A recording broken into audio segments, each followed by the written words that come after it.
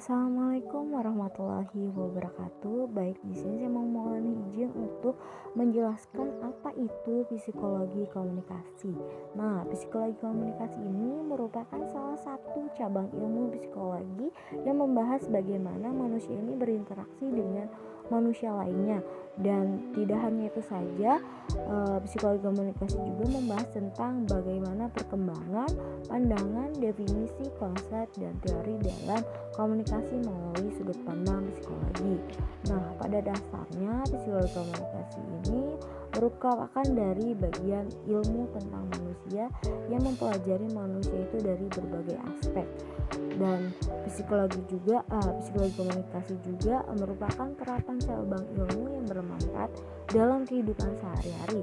Entah itu di mana dapat mempelajari mengenai bagaimana manusia ini berpikir dan bagaimana pikiran kita bekerja, dan bagaimana membujuk orang, lalu apa yang membuat kita itu seperti saat ini.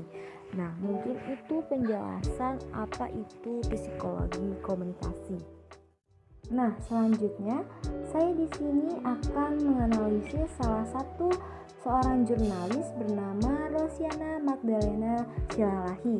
Beliau ini merupakan seorang presenter berumur 50 tahun dan juga seorang mantan pemimpin redaksi di salah satu stasiun TV bernama Liputan 6 SCTV.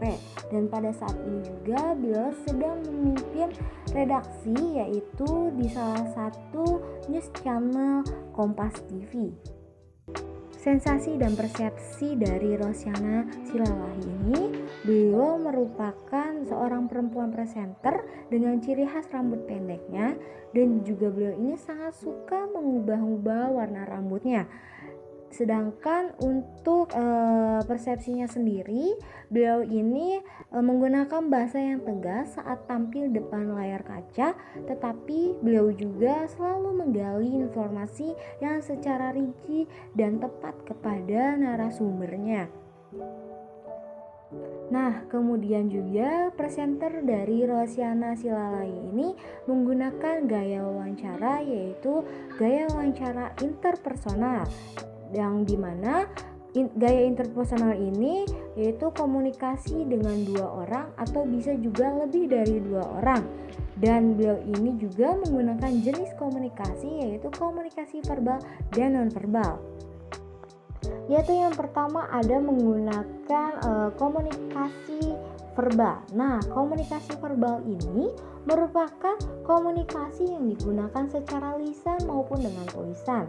Dan secara umum juga komunikasi yang digunakan oleh Rosiana Silalahi ini komunikasi yang verbal, yang dimana lebih mudah saat beliau ini mewawancarai narasumbernya.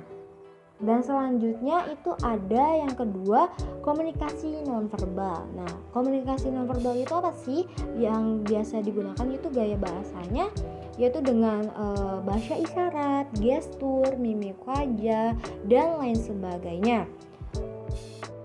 Kemudian ada salah satu gaya bahasa nonverbal pada saat Rosiana Silalahi ini beliau mewawancarai kasus Putri Sambo.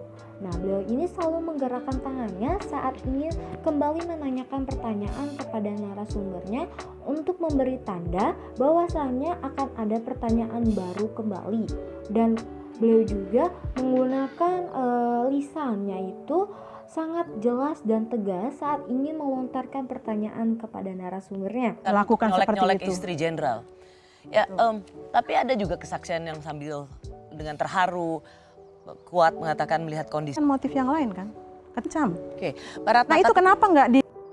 Mungkin cukup sekian analisis psikologi komunikasi dari saya mengenai profesi jurnalistis dari Rosiana Magdalena Silalahi.